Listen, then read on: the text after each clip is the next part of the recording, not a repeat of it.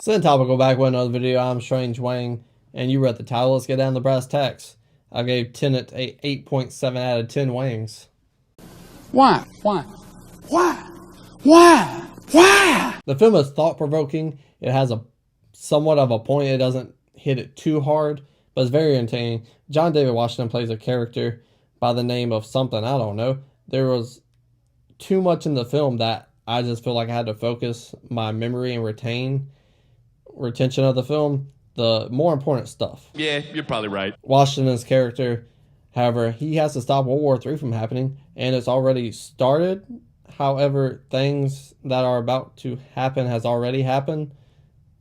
If that makes sense, then that's the summary of the movie. Explain yourself now! Quick example, there's a scene in the movie where he shoots a gun, but he doesn't really shoot a gun.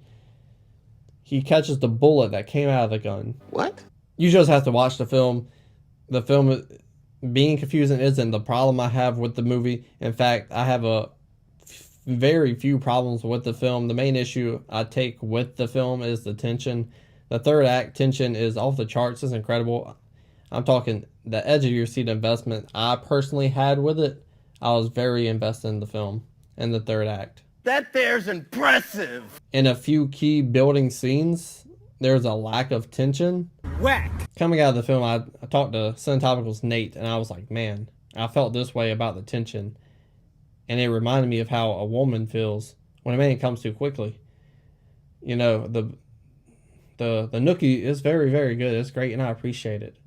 Appreciated it for sure. But I was left wanting more. That's what the movie did. It would build this great amount of tension, and it had time to unfold, but it was just like, all right, we gotta hurry up. And it was done.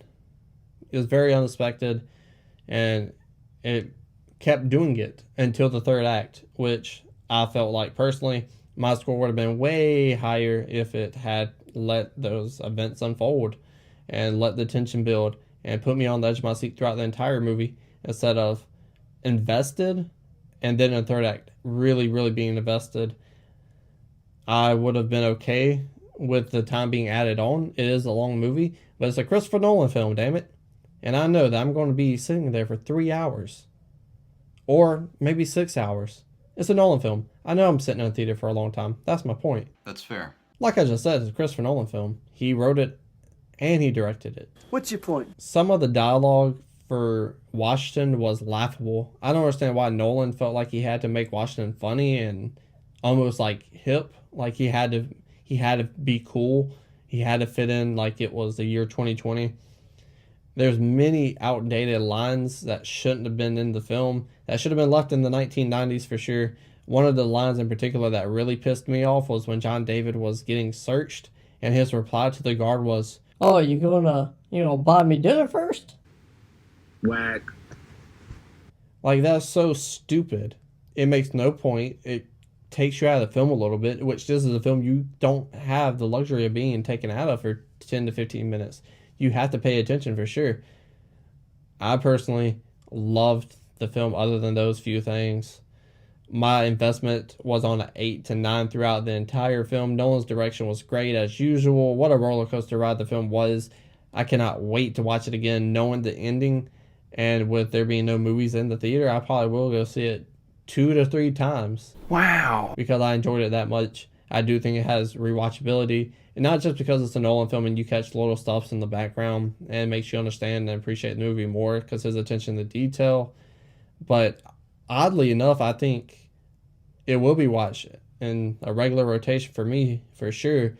Because the rewatchability comes with how different the locations and objectives are. I really enjoyed the acting in the film too. It felt different from the rest of the Christopher Nolan films, but it stayed in the Christopher Nolan tone. And his characters usually aren't this young, so it was nice to have younger characters play in a Christopher Nolan role and make it very believable, make it their own movie in a sense.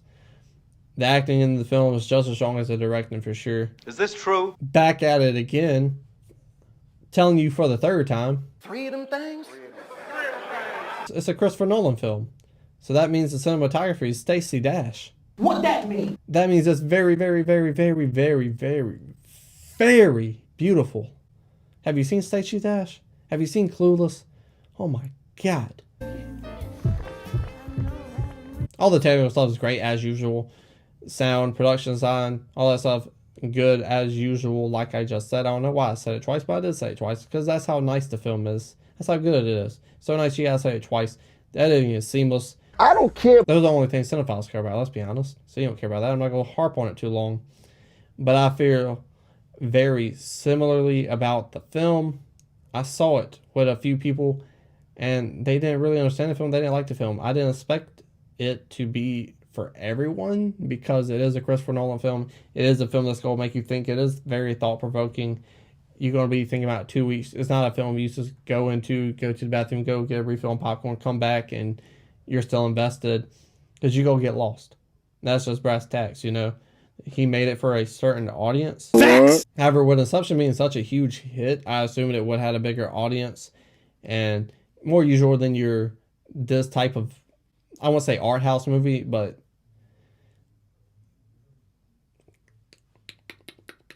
I don't know what it's called.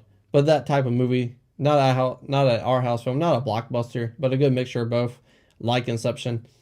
However, I'm a part of the audience that is for, and I enjoyed the film tremendously. Yay!